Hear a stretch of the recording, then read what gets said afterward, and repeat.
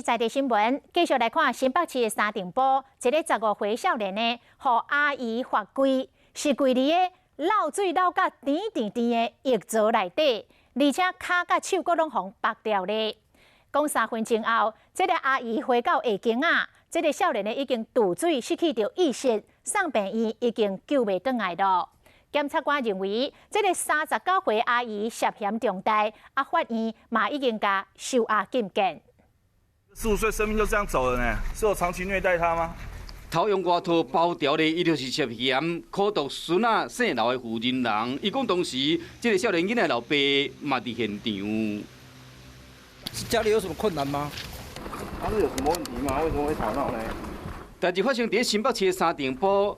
初七透早3点外，一个15岁少年囡仔讲伫厝内底吵，因阿姨爱伊罚跪。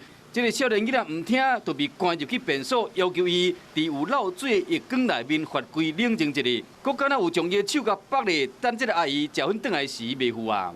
曾经有接获过孩子因为行为的议题跟情绪的议题，而遭到爸爸妈妈这边有不当管教的一个状况。那我们介入协助之后，包含了协助孩子就医。依照社会局的调查，发现讲这个少年囡仔唔是头一摆互人苦毒，因为伊是特教生，因老母过身后，这个老爸带兄妹仔投靠伊的阿姨。